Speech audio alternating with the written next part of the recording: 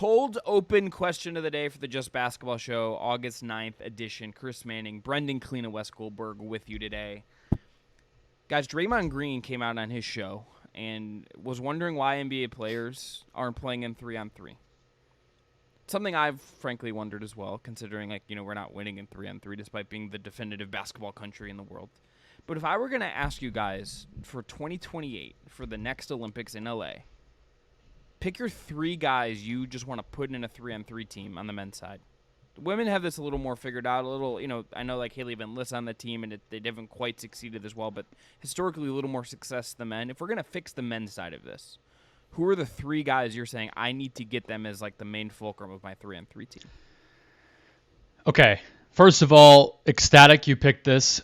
You're on top of our cold open question, so I didn't want to step on it, but I've been wanting to do this one since our men's team was announced, so this is wonderful. Are we picking players who are not on the 5-on-5 team?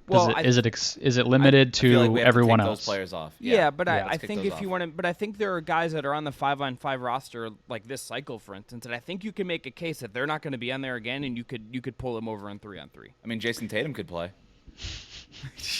I mean, Tyrese Halliburton could play. Yeah, but Halliburton's not Halliburton the thing is. Court. He can't literally he does. Yes. Yeah, okay. To me, 3-on-3, what you need is you do want different sizes, but you want switchable, versatile, unselfish. That's kind of that's what the women's team has. Van Lith's a little bit of an outlier because she's so small, but Plum, Jackie Young, Brink, Hamby, those players they can fill in a variety of different ways. So the reason I asked on the 5-on-5 is Bam was my no-brainer. If you could have a big, that would be pretty perfect. But Chris, do you have a 3? You've had longer to stew on this. Wes and I are I came up with this here. I came up on this 45 minutes ago. I realized I didn't have a cold open yet, and I thought about this 45 minutes. Can I tell you the first guy though? Yeah. He'll be retired by then, but I'm getting LeBron with time to prepare, and let's go.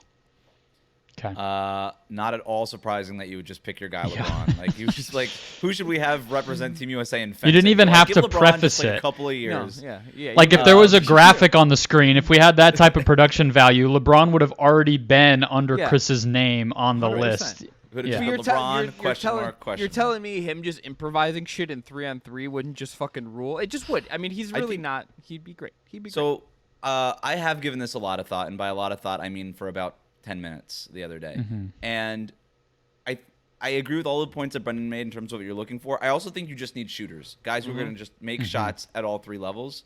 And I also think you want a little bit of chemistry here. The reason why, to Draymond's point, that the best players in America that haven't made the 5-on-5 aren't playing on the 3-on-3 is I think there's an uncool factor in playing 3-on-3. And I think with the branding perspective, if you just brand yourself as a 3-on-3 guy, then you'll never play on the 5-on-5, right? If these dudes won't play the World Cup, they're not going to play 3-on-3 basketball. Right. They won't even go to the junior varsity Olympics. So I think what we need to do is gather 3 college kids from Ivy League schools or D2 stuff who can develop chemistry. Just get 4 18-year-olds, because technically that's the size of the roster. Get 4 teenagers who could just grow and become the next generation of USA 3x3 basketball. Guys who playing the Princeton offense or something, who have no shot of making the NBA, and they're 6'6"-ish, kind of slight, but they can shoot, and they play well together, and they'll do the 3-man weave and all that kind of stuff. And that to me is the team that can we need a feeder system, because we're not going to do 3-on-3 the way we do 5-on-5, where we just pick the best players every few years. We actually need to have a team that grows together, and that would be kind of cool for the Team USA to have, because we don't really have that in this country. We're usually just sort of all-stars assemble. This time it would be kind of cool to do a homegrown thing. And we should note that I think there is a rule that says NBA players can't be in it, but there should just be a carve out for young. I think the young player thing would be the middle ground of this, right? It's 23 and under or something like that would kind of be where this goes, which makes it harder for us to maybe project 4 years out. But that's probably the reasonable solution. I want the plumbers. Bring the plumbers back, man, and just make them do the 3-on-3. Okay. I agree, young. That's kind of how the USA Basketball women's side has done it. They have a lot of hoops you have to jump through because there was a whole like, why didn't Caitlin Clark just go do that discourse that came out where it's like, well, because they've already been winning all these tournaments and they've been in the program and qualifiers and all that. So I like that generally. We do that with the 5-on-5 until LeBron and Steph say, hey, by the way, I want to participate. So I'm going to go that way. But first and foremost, Kyrie Irving has to be in this. Okay. Ooh. It's a good take. That's just like there's really no question in my mind that he could score all 21 of the points multiple times in an Olympics, and I don't think anyone would bat an eye. So that's one. I like Paolo. I was thinking Paolo. Can get a bucket in isolation if he needs to, but also can defend everybody else on the opposing team and shoot threes if they're open if he really needs to. I had the thought of, I like J-Dub, Jalen Williams. Mm-hmm. He felt like a good one. Kind of another, like, probably not going to make the 5-on-5 team ever, but a very good player. And, similar frame to Paolo. I also thought of Chet. Not sure if he's big enough. We probably are saving him for the 5-on-5 someday. I think he's Paolo's got big enough. Backfill. He's big enough to be your big. Can we? Can I throw a name at you? Yeah. DeMar DeRozan, just having him cook guys in the mid post. I don't hate it. Yeah, it's not a bad pick at all. I mean, like, you're talking about the most like efficient mid-range guy of all time, and if you told me that guy's 45, it could still do that, like, I'd be like, sure. And also, like, I'm in on that. I'd be on DeRozan. We're kind of like we've also just picked in Kyrie and DeRozan like two like guys who'll be like old as hell by 2028. Yeah, Kyrie that's will true. Be, like, We actually 36. need somebody a little bit younger who's media savvy enough to make it cool, at least on TikTok. So I'm nominating Kyle Kuzma, who is more influencer than basketball player at this point, and actually kind of fits what you're looking for in this whole 3-on-3 dynamic. My other two wing options were McHale and MPJ. Yeah. Thought about Jalen Green for this. I thought he could make some sense. I thought Maxey could make some sense for this. And if you wanted to go like Maxey's Chet, good. He can be the feeder when Kyrie ages out. I'll put him there. Also, the Maxey teams do have 4 players. Maxey still has like some hope of maybe one day playing 5-on-5, right? Like maybe the next couple of cycles. So I would hold off on Maxey. If I were advising Maxey, I'd be like, hold off, wait for 5-on-5. Okay, fair enough. The other name that I thought of from a big perspective, if let's say Chet is a feature 5 for Team USA, I thought about Evan Mobley. I think Evan Mobley as like a defend all positions guy can do a little bit offensively, maybe with a little more space. And if he grows, like you're betting on him growing when he's 27 and being kind of figured out by them. But that's the other kind of center type that I thought, someone fluid like that to kind of play in space and also cover a bunch of defensive stuff. J-Dub would actually be maybe the first person I would want to call, though, honestly. Really, the energy I want is if anyone's watched the women's 3-on-3, which I saw at the All-Star game. They were on at weird times. They were playing like 8 games a day, so I didn't watch a lot of men's or women's in the Olympics. But the way that Ryan Howard plays on that team, where she is just chucking shots, that's the energy I want from everybody. So I want as many players like that is basically the goal, which is why, like MPJ, Anthony Simons, Jordan Poole, Brandon Ingram. Ingram. Give all of them to me. Zach LaVine. Yeah. I was trying to do like the more sane version of that style of play with Kyrie, but look, I'll take anybody. Honestly, maybe. Maybe. Zach LaVine's rehabilitation tour being via 3-on-3, honestly, is a great pick. Hey, that's gold medal winner, Zach LaVine, to you.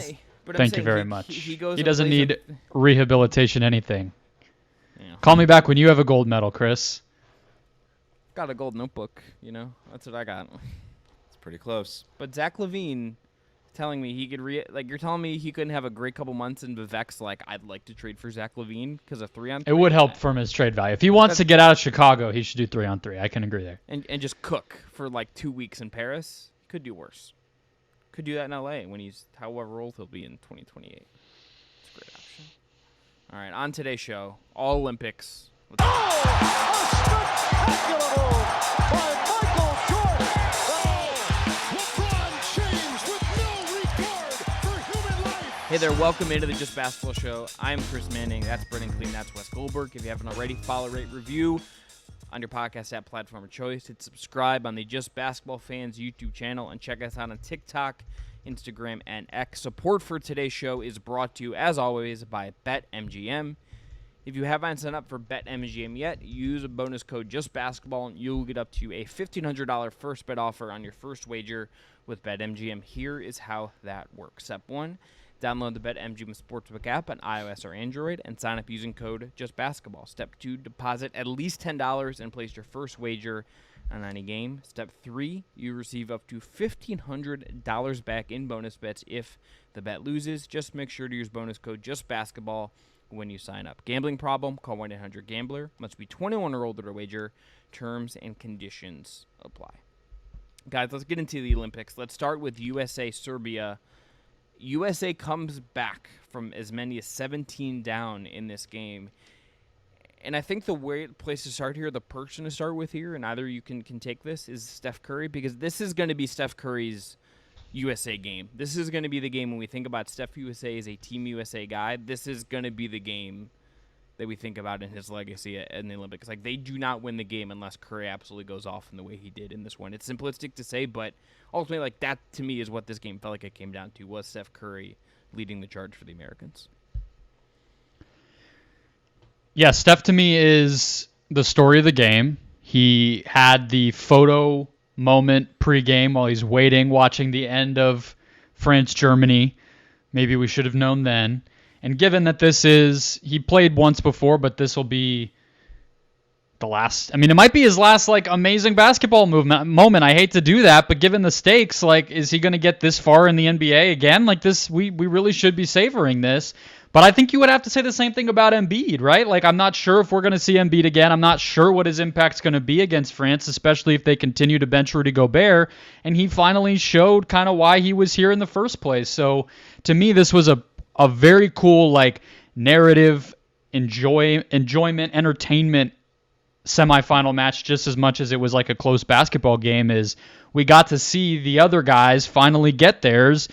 And it wasn't just more of LeBron and Durant and the bench and the depth and all the kind of boring stuff. It's like these guys got their moment. So I think Steph for sure, but I think you'd have to say the same thing about Embiid.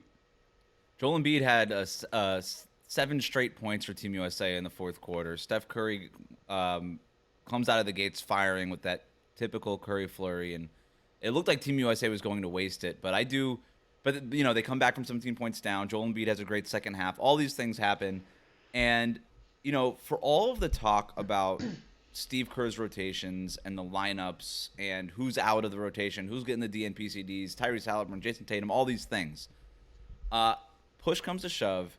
He threw fit out the window. He was like, the hell with your Derek Whites and your Drew Holidays and all these guys. I'm going to play my best 5 guys. My best 5 guys this summer have been Steph Curry, Devin Booker, Kevin Durant, LeBron James, and, frankly, Joel Embiid. In this game, he was their best center. He was better than Anthony Davis. He was better than Bam Adebayo. And he just went with them. It didn't matter anymore. And I thought that was really revealing to me because fit can sometimes almost be a luxury, right? When you start talking about, what players fit together, that's talent comes before fit, right? You have to have the talent first, and then you figure out the fit later. Then you figure all that stuff out. But they didn't have that luxury. They were down by 17 points in this game. They were playing the best player in the world, and Nikola Jokic, who was having one of those games, right, for most of this game. And so Steve Kerr was in a corner, and he said, I'm just going to trust my best 5 guys. And it ended up working. It ended up working because all these guys had their moments, right? We already covered Steph. We covered Joel Embiid, LeBron James doing everything, setting the table time after time, being basically the Nikola Jokic of Team USA, just getting everybody involved, having those moments in transition. Kevin Durant, that 3-pointer that he got fouled on in the corner, the 2-pointer almost dagger with like 35 seconds left in the game. All Devin Booker doing all the little things and making that 3-pointer to complete the 6-point possession to start that fourth quarter, which kind of swung the game there. Everybody had their moment, and that's the thing that stood out to me. Curry, I think, and to Brennan's point about this being, we got to savor this. And I think, Wes, you're right. Curry just felt like unleashed in this game in a way that there's nothing quite like it when he gets going like this. And I don't really know how teams stop it. Like he had one of the, what was his third 3-pointer? He had the one where he releases it and he turns around and starts walking away. Like, we haven't seen that from Steph all summer. We finally got that. Yeah, the answer, Chris, is they don't, and you win 4 championships. Right. Well, I just want to say that cap smoothing helped with that. Let's just be clear that a little bit. Sure. Of, Cap smoothing didn't change the fact that, to answer your question, how do you stop that? You don't. That doesn't matter what the cap looks like. Yeah. No, and it's like you think about what like Serbia had. It's like they put up a really valiant effort. This wasn't even like a great Jokic game by like Jokic standards. Like that whole team just came out really gassed. I think really excited. Just was frankly quicker to the punch than the Americans for much of this game. And then it's just like, oh, we can lean on Steph Curry. LeBron James can have like the 4th triple-double ever in Olympic basketball. Durant can hit a couple of tough shots. It's just like they have the superpower of this American team is like maybe we overthought it at the beginning of this. It's just they can lean on these guys, and it's like having the levers to pull that it's like, oh, this is Curry's game. This is the Curry day. Great. Like he's just going to feel it. He's just absolutely going to cook. Nothing anyone can do about it. It's just there. I also think, too, it's a reminder of Curry also can't, it hasn't always shown up, I think, the last couple of years. But I think in this context, when you see him amplified by other great players and guys at their highest level, he's a guy who really can be amplified by the other great when he has great guys around him. The beauty of the peak of the Warriors was obviously the collection of talent and what he did on his own. But it was that, like, it was prime Clay feeding him and, like, what that allowed for Curry to do. When you get Durant in there, just, like, amplify. Curry is a guy that when you put him around other great guys, what he does, I think it's even more amplified up. And I think this is, like, the prime example of it. Around LeBron, around Booker, around Embiid. It's like that guy surrounded, when he's bouncing off other 4 great guys, it's like, good fucking luck, Serbia. Well, and LeBron's the greatest amplifier we've seen of his generation, right? Yeah. He's souped up Draymond Green in this offense, isn't he? And so he's just running everything from the middle of the floor. Steph Curry's running off of all these pin downs and the double drag screens and all these things. And when they get out in transition, it is terrifying. It's absolutely terrifying. And the thing that, from like an X's and O's perspective, that kind of stood out to me in this game is I never really thought Team USA figured out Serbia. You know what I mean? Like, it never really felt like they landed on a game plan other than our talent is just going to overwhelm you. I actually thought Serbia, from an X's and O's perspective and an execution perspective, played better than Team USA. Team USA had a really hard, like, they figured out how to get their perimeter guys open. They were running like these wide set double screens, these drag screens, and all these other things to throw Derek White and Drew Holiday basically out of the game. Derek White got caught on so many screens that he was trying to fight over, and Serbia got so many open looks off of that stuff. And eventually, Team USA had to take the defensive guys out and just play the offensive guys. They said, we just got to score points. Like, we're just not going to really stop Serbia, I guess. And they never really did until basically Jokic got into foul trouble, and that ended up being their best defense, is Jokic picks up his 4th foul and on that Kevin Durant three-pointer that we talked about earlier, and he wasn't playing with the same level of aggression after that because he didn't want to foul out with 5. So I thought that basically swung the game too. But yeah, it just felt like this was the story of Team USA just overwhelming Serbia with just sheer talent. But at the same time, like, that talent does fit together, to your point, Chris. Like, it just sort of naturally works. And that's why I like this team better than the 2008 team, even though probably from a talent perspective they're comparable. But I think this team, they just naturally fit together better than the 2008 team did. And I think you can just kind of do it on the fly a little bit more.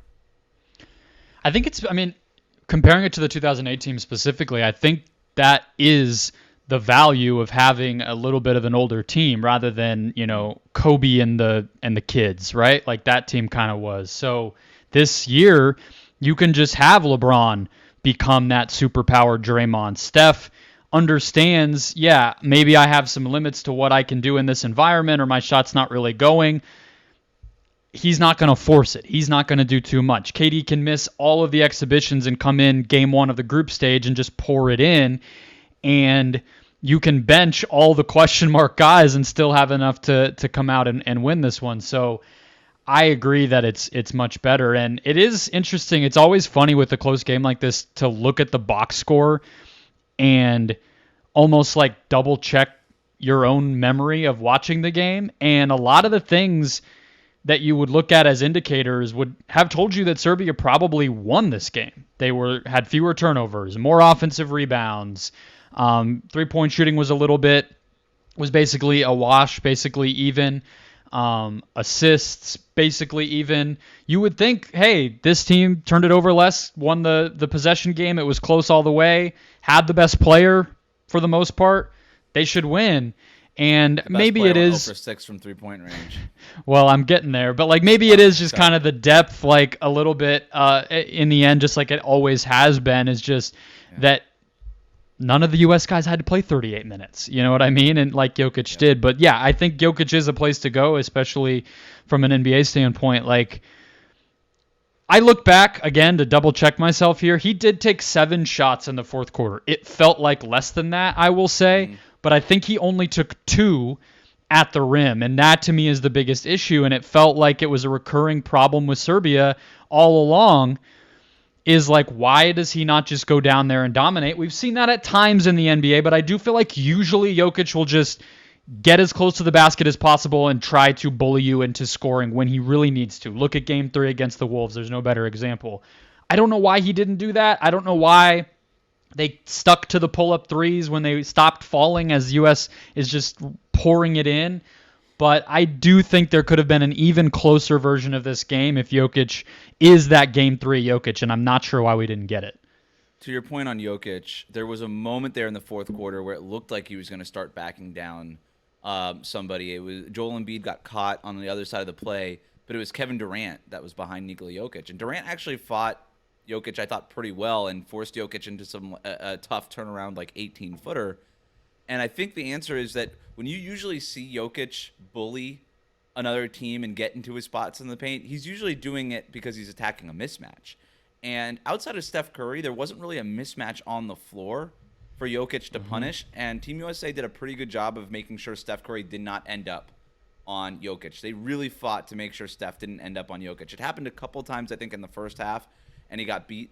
But, yeah, I thought when you go big with LeBron and Embiid, even Booker's big. Like, you know, Kevin Durant out there, it's just harder for Jokic to find those soft spots to poke at in Team USA's defense. And I never really felt like he was able to get that. And there was nobody else on his team, obviously, that was an advantage creator to kind of bend the defense in a different direction, get it back to Jokic, and let him kind of attack a mismatch that he created. So it was a really tough spot for him to be in. Yeah, like they got the most out of like Bogdan Bogdanovic that they possibly could have in this game. It's like this was like the most you were going to get out of him in this context, in this kind of environment. And it's like the roster just doesn't have another guy who can bend. Like if they had one guard who could have attacked Curry like in isolation or something, it's like I think that they could have probably pulled this off. It's like that's the kind of thing that they're missing, but that's like where America kind of gets you still. It's like the on to Jokic. Durant can do that for a second. It's not ideal if he's having to switch again and then even smaller guys on Jokic and everything else. So yeah, it's fair to not put it all on Jokic as if he's the problem when he did so well in so many other ways. But it just was such a recurring thing, and there's times when it kind of feels like that in Denver. And then I'm watching Jamal Murray melt down in the other game, and I'm just like, I hope this is not what we're destined to watch with the best player in the NBA. Can we – I mean, I do – there's one other Team USA kind of storyline that I want to get to, but before that, you mentioned that – should you be worried if you're a Denver Nuggets fan based on what you've seen from these Olympics? Not just from Jamal Murray, who – is he still good? Like, what happened to him? I mean, I'm worried about – I'm officially worried about Murray. I looked at his stats. And I'm a little worried about Olympics. Jokic, too. Like, this outside jumper just seems broken right now. I mean, Josh Giddey had a better three-point shooting percentage in these Olympics than Jokic. And I understand it's all small sample size and you don't want to take too much out of it. But, like, that – Jokic's three-point shot was a little shaky in the playoffs, too. You know? And so are you worried? You can make a case, like, for Jokic. I think Murray, I'm just, like, worried for knee purposes and whatnot. For Jokic, I just feel like he might just need time to rest. Like he just might be fatigued and run down in a way that it's like it makes sense. It's like he played in the finals 2 years ago, got to a deep-ish kind of playoff run again this year.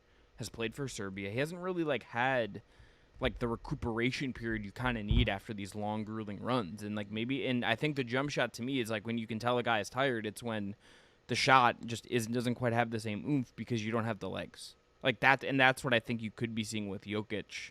With that, I'd be worried about it if, it continues into the season, or he can't. He's not rested by the time the season starts. He's got 2 months. Maybe till camp starts or thereabouts, a little less than that. I'd be much more obviously much more worried I think about Murray based on the Olympics than I would be Jokic in his shot. Yeah, but Jokic, I mean, forget the playoffs. It also was down from the previous season. Sure. He has this kind of career pattern where it alternates. He was at 39% his first MVP season, then it dipped to 34. Then it was up to 38 the year they won the title, and this past season it was down to 36. And I also think there's something to be said for his willingness to take those shots. Same thing you could say about him in the post. He's like one of these players that's so it's similar with Luka, honestly, watching those guys where it's like you can do everything. You're a genius, so it's so noticeable when you either can't or won't do something that needs to be done. You know what I mean? It'd be like if LeBron all of a sudden in a finals game stopped driving to the basket. We'd all be pulling our hair out. That's the thing you do. Why are you not doing that? So if they're if JJ Barea. Exactly, yeah, it happened exactly. Like so, if Jokic is not going to take those shots, yeah, look, I mean, we're talking about a Nuggets season where he needs to be at least as good as his best season ever, given that they've taken a step back with their roster. If you also add in that Murray may still be physically off and not as reliable, then that's another peg you gotta bump Jokic. So it's not so much that I think like Jokic in and of himself had this scary Olympics. He got pretty far. He was solid in this game, good enough. Sure. Nobody's going to be that worried. It's like if you're holding him to the standard of being even better, then some of these little things do start to crack. But yeah, the Murray thing is by far the most terrifying. There was some column by a local writer in the paper, I guess, this morning that just fully off. Do not give him the extension, reconsidering everything. This whole entire setup needs to be reevaluated this season, see if Murray can ever get it back, all this. So I think it's definitely panic time in Denver. I think they're there already. I'm there. Tough. Wes, what's your Team USA question you're still watching? I adore watching LeBron James and Steph Curry play together at this stage. And I do wonder if this is the last time we see either of them play at a in high stakes situations, right? Because the Warriors, they didn't get Lauri Markkanen. He signed that extension. It's not going to happen, and they're reportedly not interested in making a move for any of the other players, which I agree with, but whatever. It just feels like they're heading towards another sort of forgettable season, right? The Lakers, similarly, did not make a big move this summer when a lot of people thought they would. They're kind of going back with the same group. New coach, we'll see what happens, whatever. But nobody's picking the Lakers or the Warriors to come out of the Western Conference is my point. And so this could be like the last big moment of LeBron and Steph's career, which was like they were rivals for so long, but their careers are tied together in so many ways, and yet it'll be really cool if this would be a fair and kind of awesome ending if this is not to say they're going to retire after this, but you know what I mean in terms of like our last great LeBron moment, our last great Steph moment, if they teamed up on the same team. Not just like on the same team as in like on the same roster, but this whole like Team USA is built around Steph and LeBron James. Everything they do offensively is built around that two-man game. They're the only two players that have closed every single game consistently for Team USA this summer. So if this is sort of the last sort of thing on their resume that we count and care about, it would be a pretty awesome and fitting end for two rivals to kind of come together at the end and do it for America. It would just be like a sick storyline. So do you think that's why they did it? Moment. Do you think they talked? Do you feel like that's maybe what got both of them to just give in and kind of... I mean, it's not like they had to be convinced, but they're older. I have been thinking that LeBron did it just because he knew that this might be his last chance to compete for something for high stakes. And it wouldn't surprise me if that's why Steph did it too. So maybe they both sort of came to the same conclusion individually. And maybe they're realizing that together now. I don't know, but it's a great question. I would have loved for them to be like, because we usually think about the Olympics as a moment for super teams to form in the future, but maybe LeBron and Steph had that conversation before to form. This is the super team right now, right? Like this is the super team, guys. Like don't get it twisted. Yeah. LeBron also is just been so, I think, willing to play into whatever they need, which is also just like, it almost feels like this is what the LeBron we should be getting in the NBA at times. And it's like the Lakers, for whatever reason, I think some of his own decisions and I was going to say, that's on him, to me. He could play like this if things just kind of fell into place. Yeah. Like it was a reminder that LeBron is still like is he Fucking still the best awesome. player in the world? I don't, because all the best players in the world are giving him the ball. They're trusting him with the ball, right? Like, push comes to shove, you need a bucket. They say, LeBron, you take care of it. You make the decision. Well, in the if he's not beginning of the best- third quarter, it definitely was that. He came out of that second half. He's like, we're not losing this game. Although I will point out, because I have to be a homer, KD closed the game. Let's just say his name. That's what happened. Get the facts straight. Well, I and do then have we a, can I have a keep Kevin going. Durant take that I want to get to also here for Team USA, but it is just so remarkable. And the contrast, by the way, of LeBron James doing this with, apparently they don't sell hair dye in Paris because that gray in that beard is coming out and it is here to party. He should have. There's like this is the gray and he should have shaved his head and he should have let himself go gray and it would have been sick. No, I mean, as soon as he got the transplants or whatever, it was fine. But like the gray is coming out, and this guy was taken in the 2003 draft. You know who else was taken in the 2003 draft? The guy doing the broadcast, Dwayne Wade. He has and no longer does a game show. That's how far Dwayne Wade is into his retirement. And now he's on the broadcast and he's calling a LeBron James game. He's already Who on his might still second be the network. best player in the world, right? He's Calling on his second NBA network. games. Yeah. You've got Carmelo Anthony also in that draft class, cheering him on in a courtside seat. Who now he has a podcast or something. So it's crazy to see LeBron James do this with those guys around him. It's absolutely wild. I have a Kevin Durant take, and I'll throw it to you here, Brendon, because you're the Kevin Durant guy. Kevin Durant is a man with no home, right? He started his career in Oklahoma City, never won a championship there, left on bad terms. Went to Golden State, won 2 championships, but nobody counts him, so nobody really cares. And then he goes to Brooklyn, and that didn't work out, and Brooklyn has no fans in the first place, so it didn't really matter. It didn't really matter anyway. And now he's in Phoenix, and it hasn't been that long, so like he's not gonna go into the Hall of Fame as a Phoenix Sun. But is Team USA his team? Is Kevin Durant just America's guy? Is that his team? He's the highest scorer in Team USA basketball history, men's and women's. He could win his 4th gold medal here. It's the only team he's ever been loyal to. It's Savage. Is Kevin Durant is he a Team USA guy? Should he go into the Hall of Fame with like a Team USA jersey on and a gold medal around the bust? I like the idea. I think we should consider it for more. I mean, we kind of do that maybe even more with international players, right? Where it's like, you know, the Gasols or Manu Ginobili with Argentina. Like that's what we Yeah. think of with them. Yeah. So I'm not opposed to it. I don't think. Is that even a thing in basketball? Like, do you have to pick a team? Is there any sort of way that actually comes up in the enshrinement? Because I know we all like do that, but I don't. Sure, Is we're it getting in real? the way of the take here, I mean, Brendon. but it is like a. I mean, it's a good. Well, question. I want to kind of like forecast it because I actually am curious what he would pick, and if you could pick Team USA. I know in some sports it's like that's like the picture, or like you're in like the wing with the team, or I don't know, but I don't know if the basketball one does that. I mean, it's kind of a good question for the modern NBA, where guys like it's increasingly rare for guys to stick with one team forever. Durant's obviously kind of like the main example of that, but it's like LeBron probably goes in as a Cav, but if he were to pick one, but it's like he also has these I think it's only a couple guys where that's actually like confusing question to try to answer. So Michael Jordan's a wizard.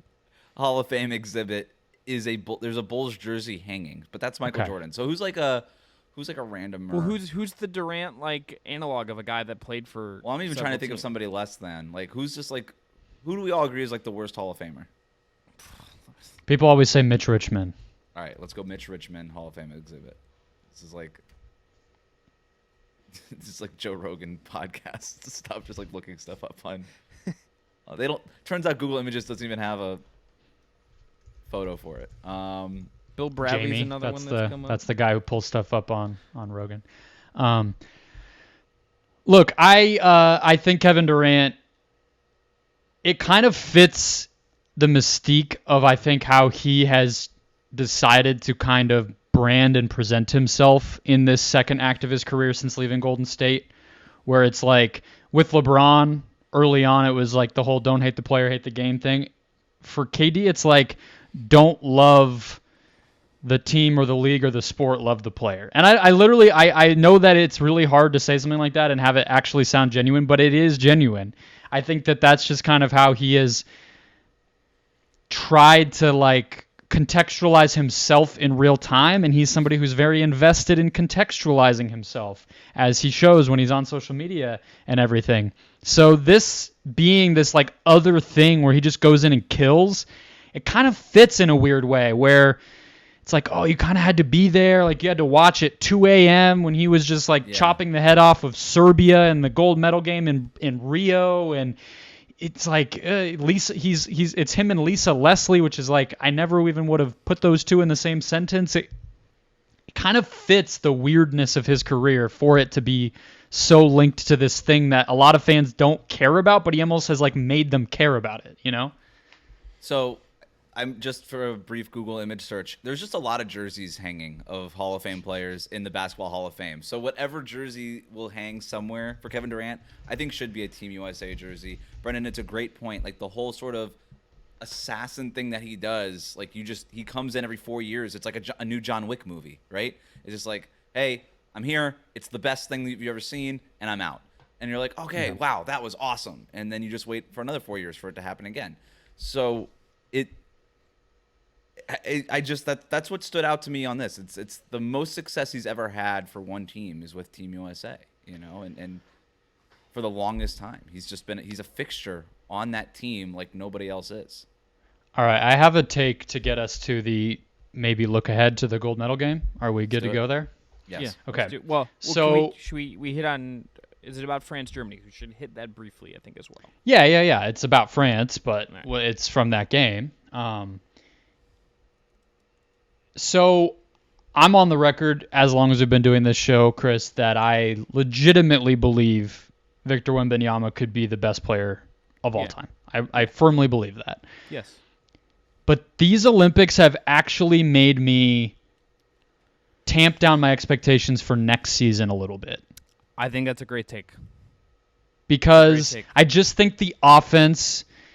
We had the conversation leading into the Olympics of like how much will they be ready to from a coaching staff, like a team hierarchy, his own readiness standpoint to like run through him, and they've done that. So that's like one check mark that he's already gotten. But what he's done with that opportunity has been pretty inefficient and still sort of feels like a young player figuring out how much he can do. So I have a hard time seeing how with an older team, a better team, more opportunity here than he will have with the Spurs, why he'll be better next NBA season. So I'm not trying to put a cap on him. I could see him, defensively it's all there, but offensively specifically, I don't know if we should be, penciling him in for an all-NBA spot or the Spurs to like chase the 6th seed or something way ahead of schedule. Maybe the Spurs are right to play it a little bit slowly, given that he still looks a little raw on that end of the court.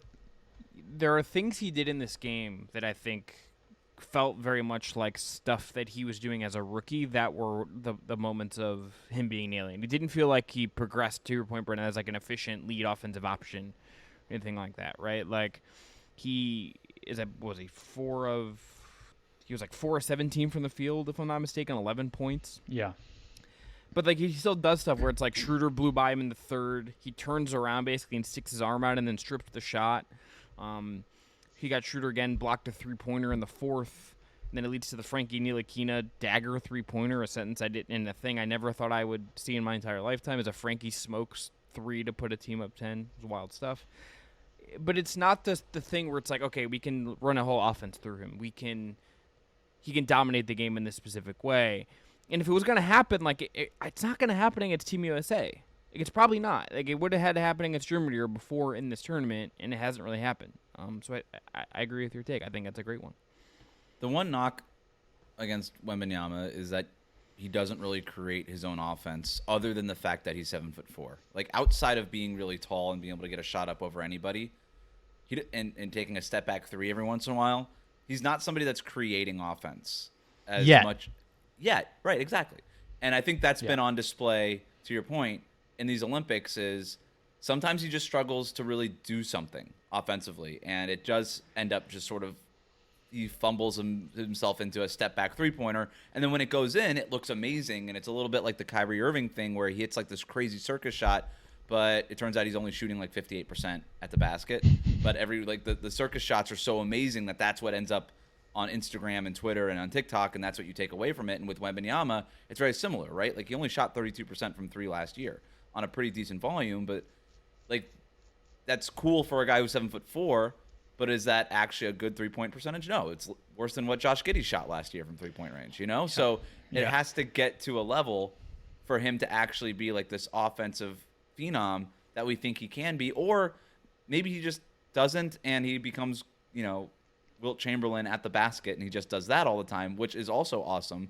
But the viability of that in basketball in 2024 and beyond, I think is a fair question to ask. So all of this is to say, yes, he's incredible. Yes, he's still really young, and it's probably too early just to anoint him as an all-NBA player. So I agree with everything. There's still very obvious sort of things in his game that he needs to get better at.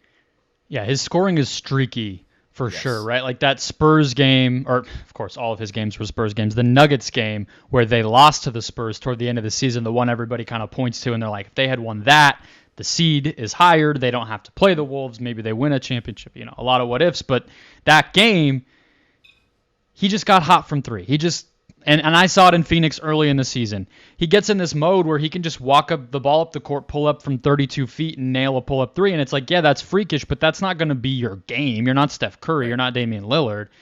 So I look at it and I wonder, like, what's his best thing right now? And I thought this at Mets 92. I thought it with San Antonio last year. I think it now. Give the ball to him in the high post and have him be like young Dirk. That's kind of like what I think he can be doing now is he can handle it sometimes. He can, be a finisher other times. But give the ball to him there. Let him go to work. He has a turnaround jumper that is obviously unblockable, but it's pretty comfortable for him too. It's not just like he's chucking it because he can. And let him be a passer. He's great at picking out cutters. He can turn that into a quick dribble handoff if he needs to. He can drive to the basket if he has that advantage. But that's where I feel him being the most comfortable, and it puts the least on him because he's not having to bang and try to dunk on bigger dudes' heads, but he's also not just dribbling out behind the arc. It's kind of like a nice medium for him. Maybe they'll do that more, but he doesn't really have that luxury on this France team because, as we've learned, they need him to be everything for them because they don't have anything else. They did have him there in that post area at one point. I think it was in the fourth quarter of France-Germany, and he had his back to the basket, and one of his French teammates, I can't remember who it was, kind of has that slot cut behind him while he has it in that same side post, strong side post. And he whips this pass around the defender. And that was the first time I ever realized that his arms help him as a passer because he gets his hand around the defender behind his back and hits like this pass at this crazy angle. And I'm like, nobody else, if you don't have like these go-go gadget arms, can make that pass because you just can't get your arm at that angle. You can't get your hand at that angle.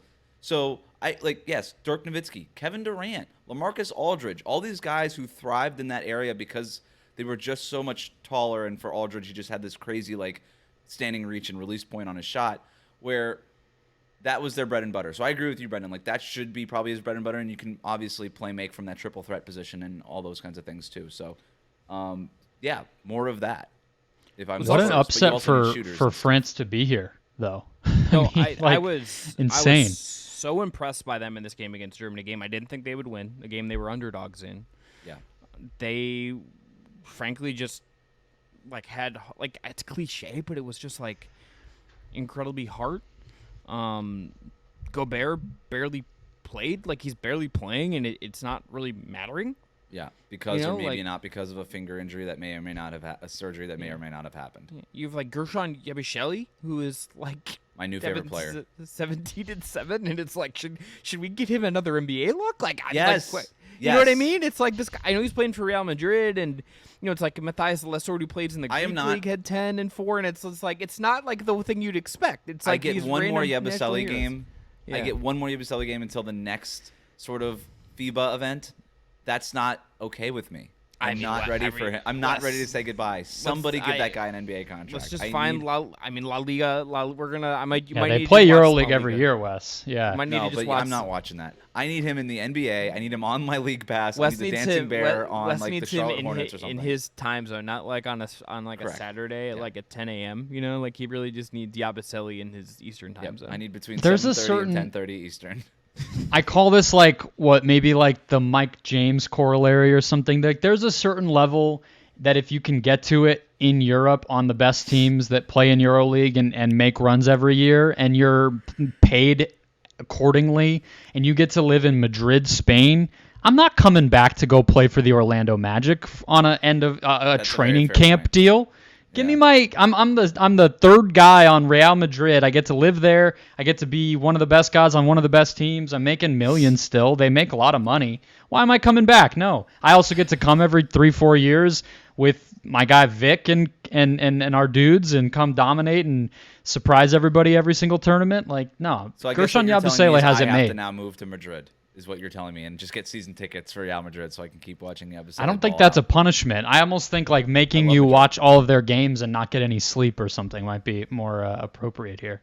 The France turnaround here in these Olympics is absolutely remarkable. When they moved Fournier and Gobert to the bench and leaned into what has been working, which is Wembanyama starting at center, and then Yabusele and I always blank Larson. What's the other guy? The other guy. Lesort, yeah. Lesort. Having those two guys sort of as like the small ball tandem as sort of that second unit and getting spot minutes for Gobert here and there, usually in the first half, has really worked. And this team stunk. We talked about it on this show. This team was not good. Aggressively kind of embarrassing in the exhibition portion of the game. They struggled a little bit in the group stage, and then everything turned around when they made these substitutions to their lineup.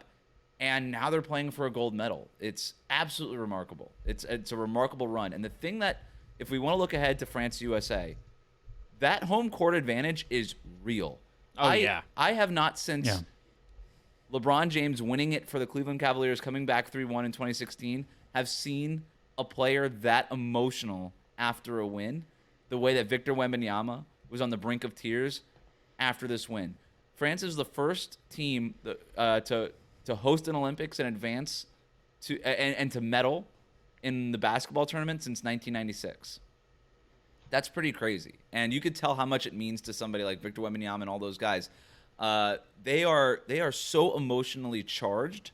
And if I'm Team USA, that's the first thing I'm like. If I'm Steve Kerr and I'm talking to my team, that's the first thing I'm talking about. It's not Wembanyama. It's not the scouting report. Is, hey, emotionally, we're gonna have to match them, or at least get them to play, like tamper it down and bring it to our level, because the emotion is gonna be, and the home court advantage, obviously in Paris, is gonna be a big part of this game. If we're gonna lose this game, it's gonna be because of that for some reason. There is something to that I would buy that as an argument for me to believe France is a viable underdog if it was like a Team USA team that was like 2% worse, or like was missing one of these guys that we've talked about as being instrumental to the roster. I think it's going to make it a close competitive game. This is a rematch. Obviously, Wembanyama not involved in 2021 at the COVID delayed Tokyo Olympics, but like it's not as if there isn't some familiarity between the two sides, particularly from the France side. I think that's going to matter a little bit more. And all the best players are NBA guys, so they have it's like some fight in them.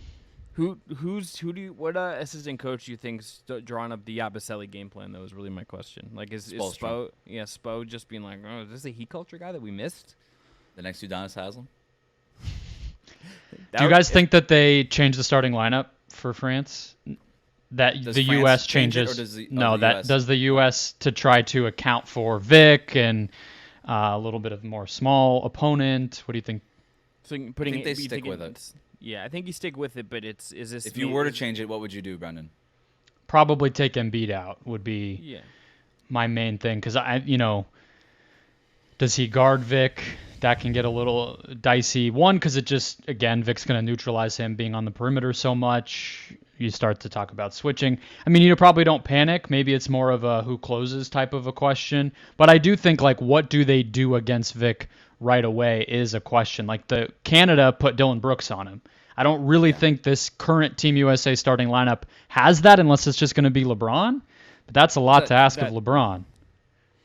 But I could see it. He's been willing to do that kind of stuff. They can lean on other guys for the scoring. I mean, it's the same problems we talked about with France before they played Germany still exists now. It's like their defensive guards are not really up for Book and Curry. Durant's going to be out there like off the bench, and like good luck for them defending Kevin Durant. Maybe you put Drew Holiday and Victor Wembanyama. Maybe he's your Yeah, Dylan I don't Brooks. hate that. I mean, we've seen Drew Holiday have success against Kevin Durant, right, in playoff moments, and it's kind of the same type of deal. Devin Booker's been good defensively this summer. Hell yeah. Say it again. Devin Booker's been good defensively this summer, and you can put him against on Victor Wembanyama. I think they have options.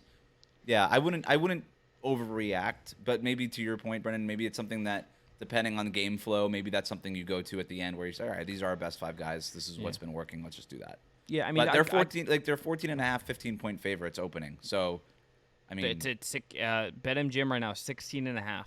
Now it's up, so it's up from when it 16 first and a half. opened. Yeah. France is a plus 900 underdog on the money line. USA a minus 2,000 favored. By comparison, the USA women against Australia are minus 2,500 in their semifinal. Yeah. Which Well, they haven't lost a game in like 30 years, so. I know, but I'm saying it's like it's like it's not that far away. You know what I mean? It's like only Yeah. It's like, Yeah, it feels a little bit of a stretch in the U.S.'s favor. France just won 2 games as underdogs. I mean, I'm staring at that spread, and I'm pretty. France covering feels like more than likely. I think this game, one of Fournier or Batum will go off. Because this is it. They sucked in the World Cup. Yeah. And they've been fine in this tournament when they've needed to be. But in this game in the game against Canada, Batum barely took any shots. In the game against Germany, they both kind of just out there. I mean, 2 of 11 combined from 3. I feel like one of the 2 of Batum or Fournier gives them 15 at least. And that could sway it. It could sway the spread. Yeah. Yeah, the spread, the nature of the game. Like, that would be a new wrinkle that this France team hasn't really been getting, but I can't imagine that both of those guys just like go out with a whimper scoring like 6 points apiece. This is like their awesome team. For them too. Yeah. Brendan, let me just ask you then, like, what percentage chance do you actually, in your head, do you think France has of pulling off this upset and going home with gold? Are you trying to jinx Team USA here?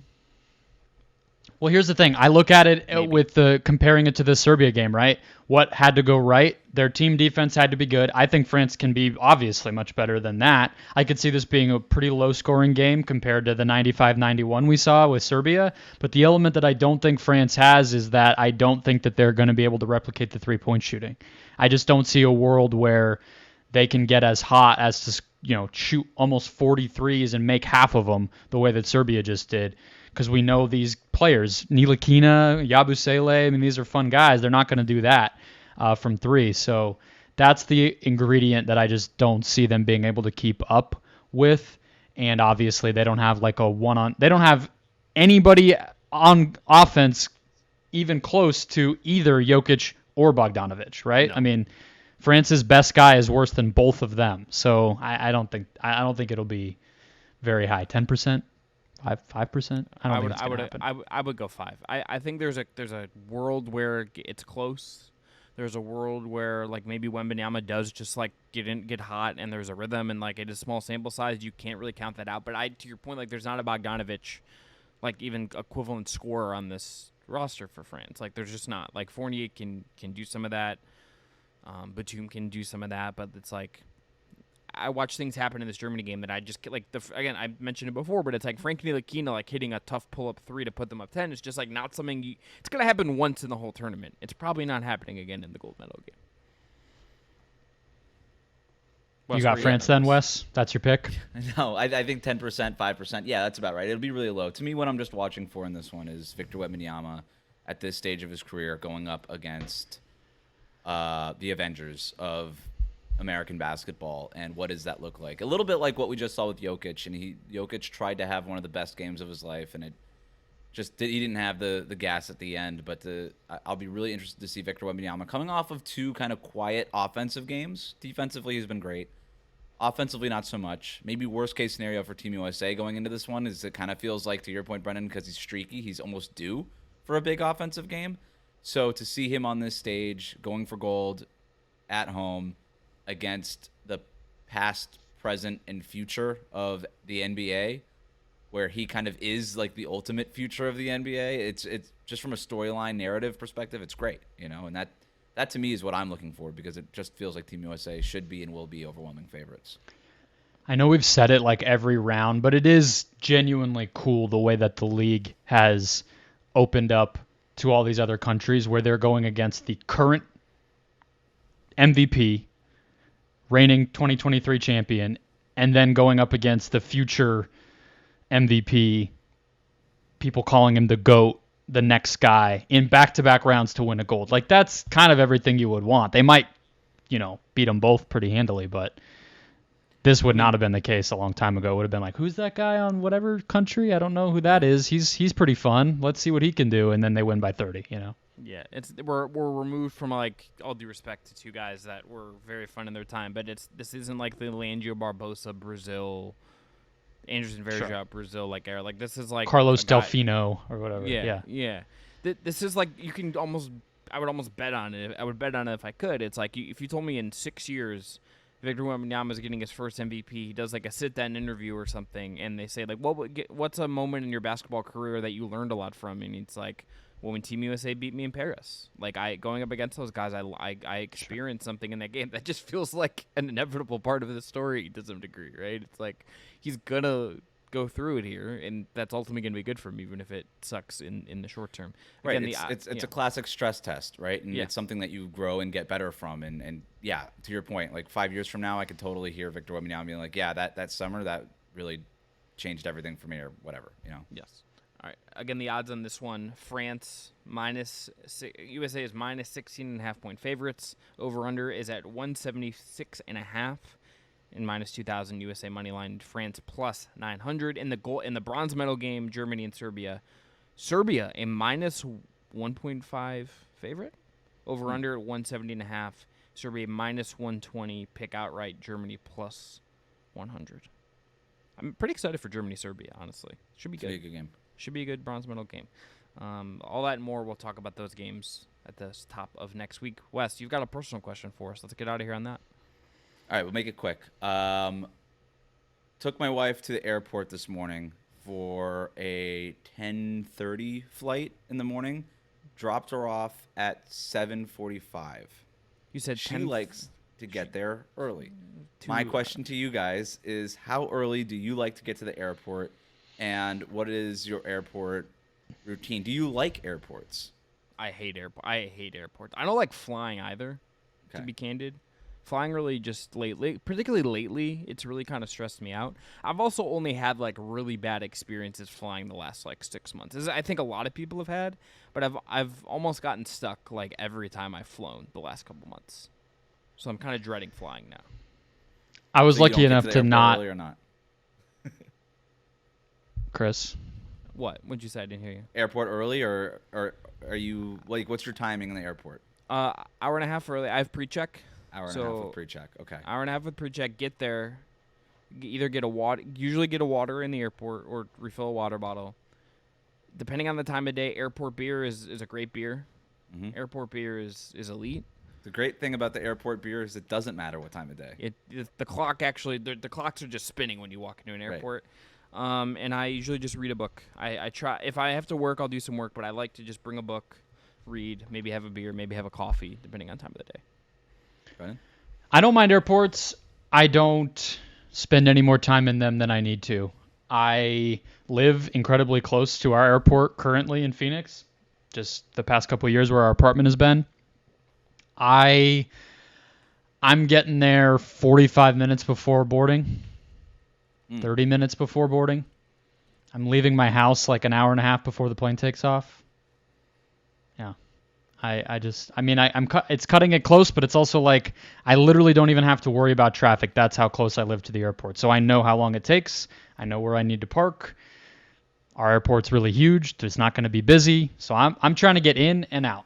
If I'm coming back to Phoenix from somewhere else and I don't know the whole deal, I'm obviously going to be a little more careful. In which case, yeah, I'll hang out, maybe get something, go to a restaurant. I like to just walk around the area that I'm in just to like check Steps out are what's good. up.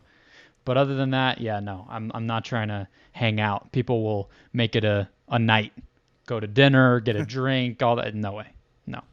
Yeah, I prefer not to get dinner at the airport because the food's never that great. Although your airport in Phoenix has Yeah, a we pretty got it. We got decent some food some selection. very good food. Yeah. Yeah. So I'm similar. I'm like 10, 12 minutes away from the Miami airport. But depending on time of day, I can hit traffic if it's rush hour.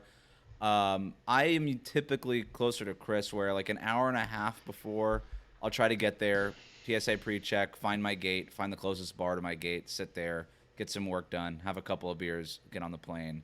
If I could pick up a little bit of a buzz on the plane, that's good because I have a hard time sleeping on a plane. So if I can get a little bit of a beer buzz, that kind of helps knock me out, and that's good, depending on how long the flight is.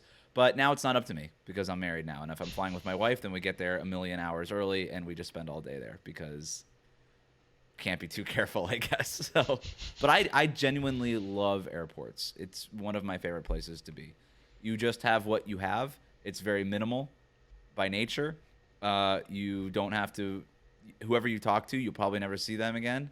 And it's just, you have everything you need on you, and that's it. And it's great.